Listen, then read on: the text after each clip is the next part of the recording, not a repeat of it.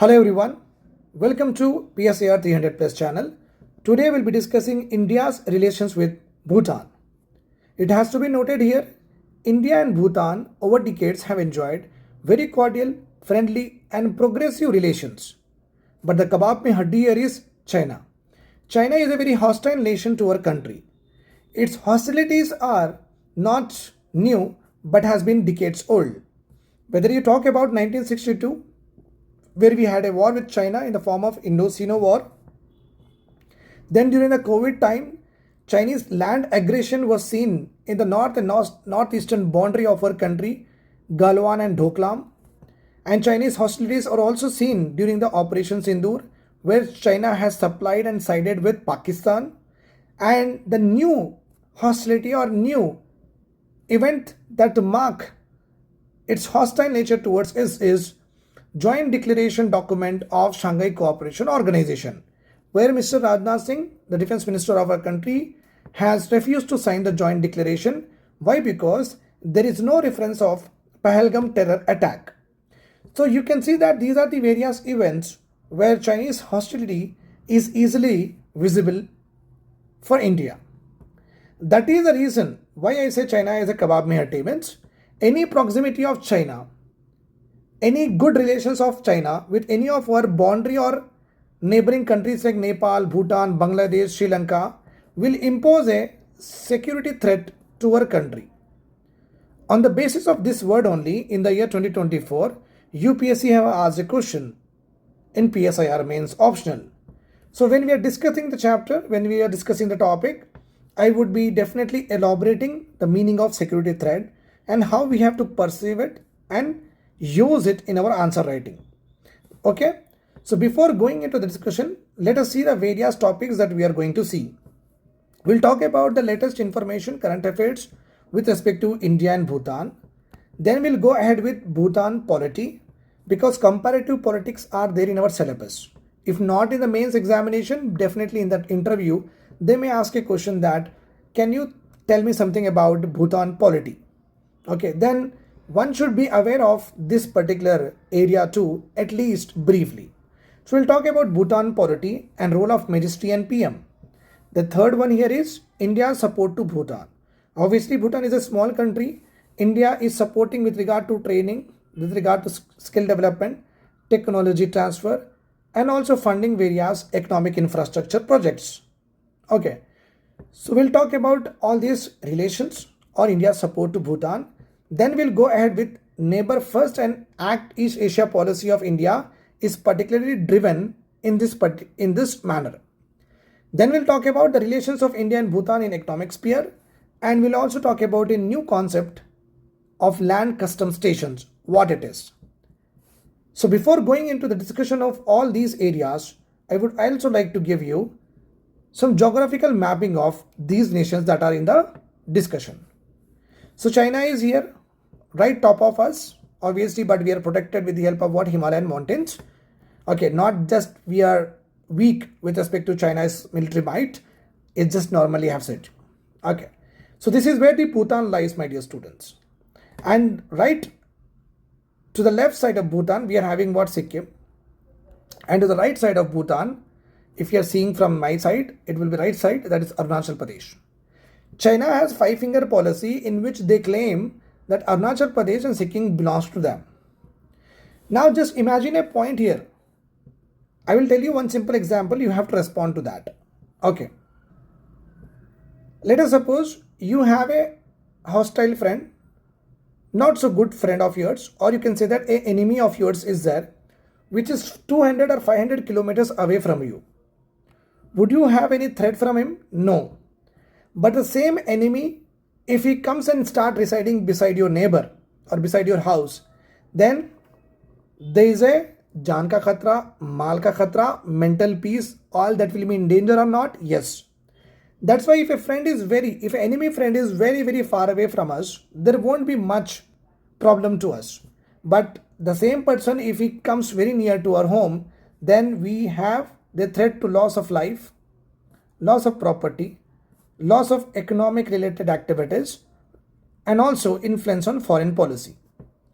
We'll talk about this in detail in the China and Bhutan relationship, how it is going to affect India.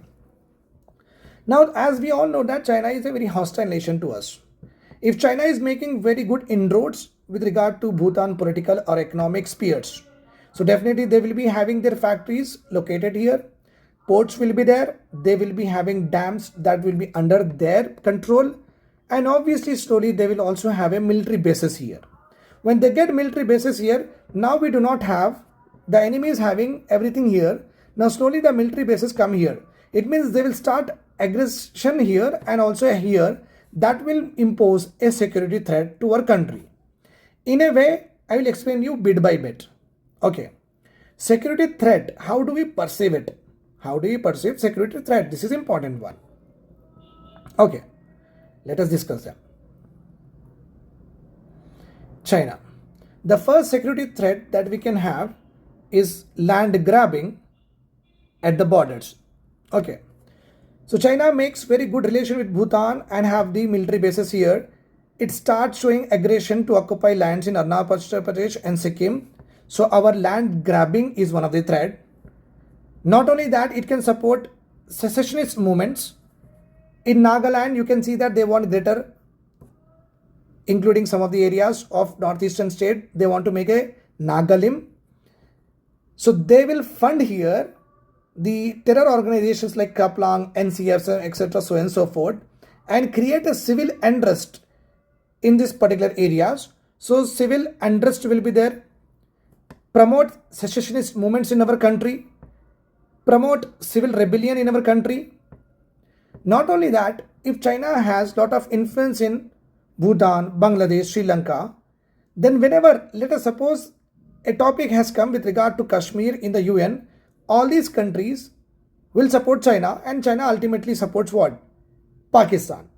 So our global soft power influence will also decrease when China makes this kind of inroads with our neighboring and border sharing states.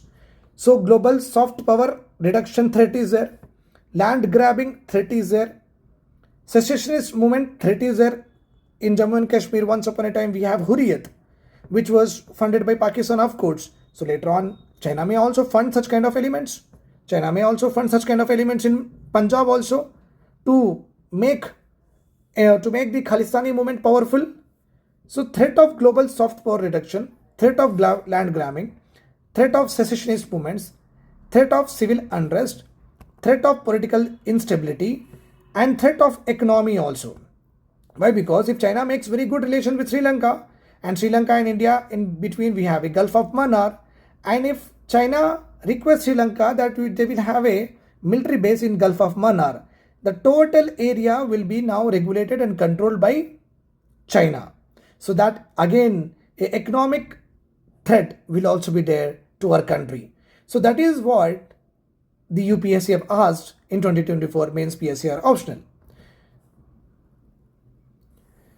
So you can say this is a question. Bhutan has historically been an ally of India. That is what I have told you in the beginning only, that India and Bhutan has shared over decades very cordial, friendly, progressive relations. So Bhutan is always a part of what India's very good foreign policy. So Bhutan has also been a very good ally, but China-Bhutan border related issues have become a security issue for India.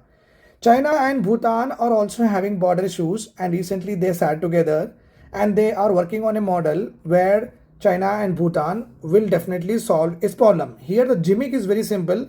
China is asking two important areas here and saying to the Bhutan that these areas belongs to us, give us. If China gets this particular areas, no, they'll start the cycle that I have told you, showing land grabbing from the secessionist movements, from the soft power influence, all that things China will start. So this particular deal or the border issue with China and Bhutan, if it is solved in the favor of China, then it will be against the India itself. That's why when Bhutan makes any kind of such policy, it has to take in the interest of India too, and which was also reiterated by Bhutan Prime Minister, that whatever the border issues that Bhutan is solving with China, they will take the interest of India for sure while doing it. Let us suppose how far they can implement with the mighty power of China. So you have already seen that UPSC is keenly interested with regard to our relations with the neighboring countries. Okay. Do well in PSIR, you will be getting appointed for Indian Forest Service for sure. Okay. Then in the syllabus, if you see, we have look east policies there. Okay. In the syllabus of PSIR and in the GS paper 2 and the GS paper 2 you are having this one also, India and its neighborhood relations. So GS paper 2, the polity is there here, governance and international relations, there also in the syllabus we have, and PSIR paper 1 section 2 also we have in the syllabus. It means it is very sure that one should know India's relation with Pakistan, China, Nepal, Bhutan, Bangladesh, Sri Lanka, Maldives. And also then we go ahead with what? Blocks. BRICS, SAARC, Asian, SEO, etc. so and so forth. How to study PSR, I will definitely make a video on it, but at this point of time, we have properly seen that Bhutan related question may come. Maldives is a very small country, sir. I will not read it. That should not be there. The major problem with the students are very simple. They, the moment they join the coaching, they become very obedient with regard to what the instructions are given to them by the educators and faculty. Once they spend 2 to 3 months, what happens is they started becoming what? Like all she know, like that they will be becoming jack of everything. That kind of attitude means they start eliminating the syllabus all by themselves. They start doing what? Selective reading. Selective reading is the biggest blunder aspirant can do. Means you will select the topic, union and territories, that will not come into the examination, I will not study. Insurance, no question has come in economy with regard to insurance, let us not study.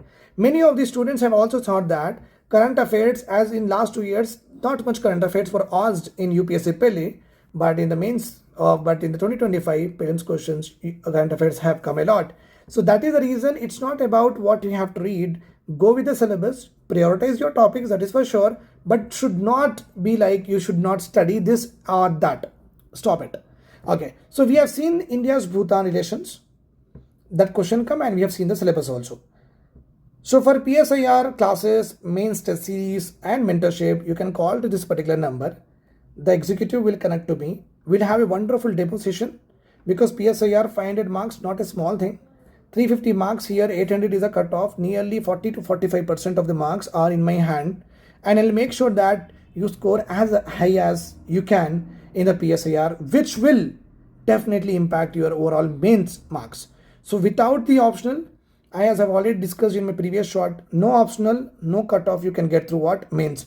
6 papers are there for the mains examination, and if you're scoring even 100, which is very difficult, in 100 I'm taking on the upper side, it will come to only 600 marks. 600 marks has never been the cutoff of mains UPSC examination. So definitely without PSIR, without any optional, it is very hard to get through the examination for sure. I hope this is clear to you. Do join my mentorship and classes. Let us go ahead and see the Bhutan polity. So let us now discuss about the polity of Bhutan. Remember this point, in Bhutan government is just like Britain government. In Britain, we have parliament, and from the parliament, the majority party leader is called as what? Prime Minister. He is the executive head, and we also have in Britain the constitutional monarch. Means obviously the UK does not have a written constitution, but over centuries, the monarch, and monarch is nothing but of his heights will become the constitutional head or the country's head. Okay, fine. So the same thing happens here. In Bhutan, I will explain you very clearly. So we have the constitution is made. The constitution hardly is 40 articles odd. We are having around 395 articles. Bhutan constitution is having only 40 articles plus 40. Then from the constitution, it is properly given that one prime minister and council of ministers should be there, and a constitutional monarch. Means monarch is nothing but the father, the king, prince, then prince will become the king, then etc. so and so go. It goes on like that, but has to be done what? Through constitution, because it is written in the constitution. That's why it's called as constitutional monarch. Whereas in Britain, they don't have a constitution. We generally call them as what? Monarchical form of government, which is like a titular head. So in the same way, PM is the most powerful. He is the executive head.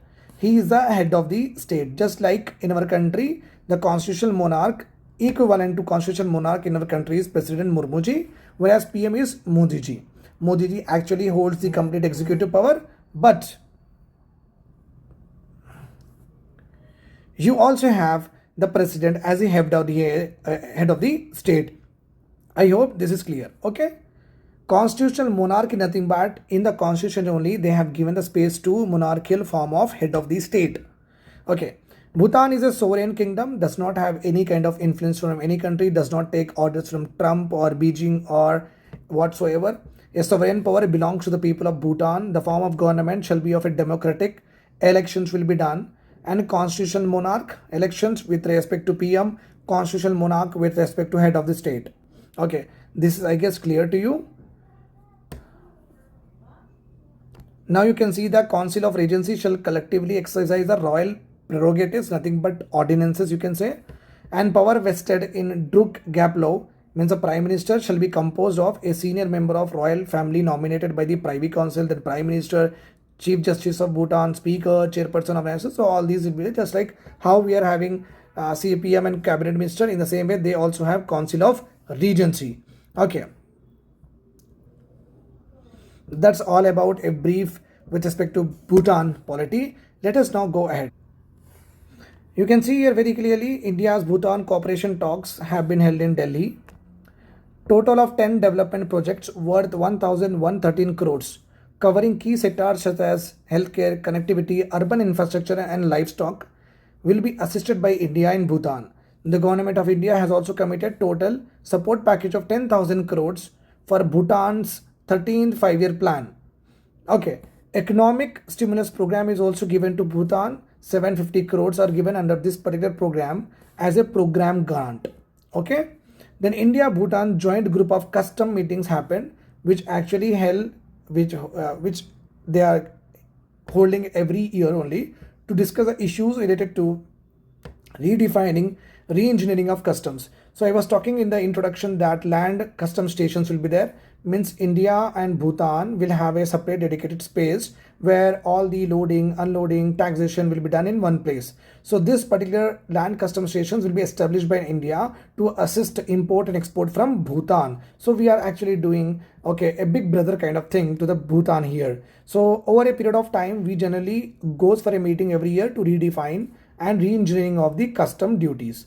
Enhancing connectivity to Bhutan within Bhutan is a pivotal role to India's neighborhood first and Act East Asia policy. Means from Bhutan to India, India to Bhutan, the connectivity should be very much streamlined and should be smoothened so that more amount of export import trade happens and also more amount of cultural exchanges will also take place, with the help of which India will develop very good relationship with Bhutan.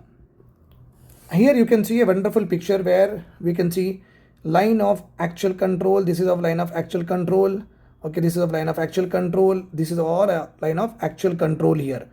Actual line of actual control is between India and China. Line of LOC is between India and Pakistan. LOC India and Pakistan, LOC India and Pakistan. Line of actual control LAC between India and China. Okay, we are not having here. Why? Because it is not directly related to our border. It is the Nepal's border. So you can see that this particular area is there. Actually, this area is this like this. So this is already called as Aksai Chin, China administered, and this particular area belongs to us, administered by India. You can see here very clearly. Okay, here we had a Galwan Valley. During COVID 2020, there was an issue here. Chinese wants to enter into our soldiers have stopped them here. So that was the problem. Here we are having what? Doklam Valley. So here also we have seen standoff between India and Chinese army, and you can understand that these are the boundaries China wants to claim in the five-finger policy. I hope the map is very clear, and I hope you understand that how China's aggressions that you can see in the map way. Let us now discuss the important security threat. As we have already seen here, if India happens to be if China happens to have a very good relation with Bhutan, they may control this one, and this is called as what? Chicken neck of India, nothing but the Siliguri corridor.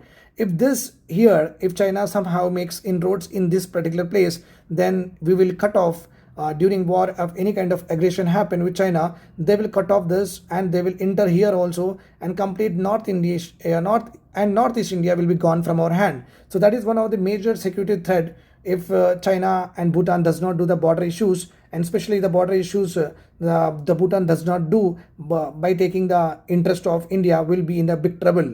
The Doklam Tri-Junction, whatever just now I have told you, cut very close to India's Siliguri corridor in narrow area that links northeastern state with the complete India. India would not like to see China gain access to any of this area close to it. Our land complete sovereignty will be under risk if Bhutan does any of the steps, okay, where it makes China access to Siliguri corridor. The second one is India's worries over China's demand of full diplomatic relationship with Bhutan.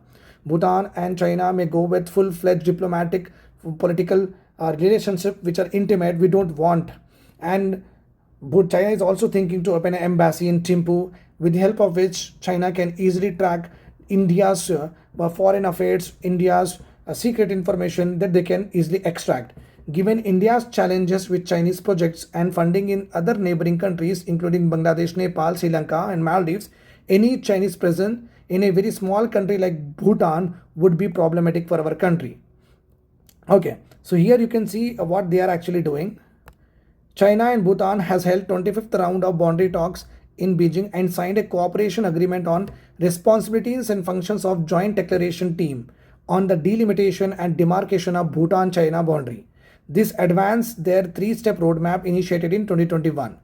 Three-step roadmap is very simple: agreeing to the borders on table. This is our border, this is your border, agreeing on table. The second point is go and visit. And third point is formally announce it.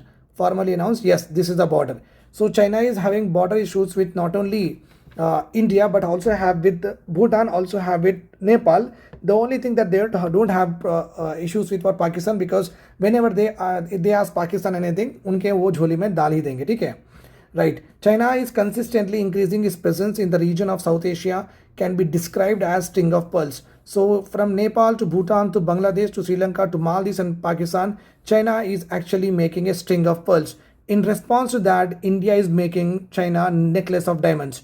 So please, your homework is, what is the difference between string of pearls and the necklace of diamonds? Do the differentiation and write in the comment section what is the neighborhood first food policy initiatives, what is Act East Asia policy, and what are the measures taken. Chawar Port Investment, IMEC, all of these are a part of diamond necklace of diamond initiatives. Make sure that you write all of these in organized and show me in the content section or in the PSAR 300 plus Facebook page. You can also put your thoughts over there. I'm also there on Instagram, also on Facebook. You can be a part of it and for me by just donating the amount whatever you can do in the number given in the UPI given in the description. I hope this is all clear to you. I'll make more awesome videos for all of you, and make sure that you get the PSAR easily in your examination.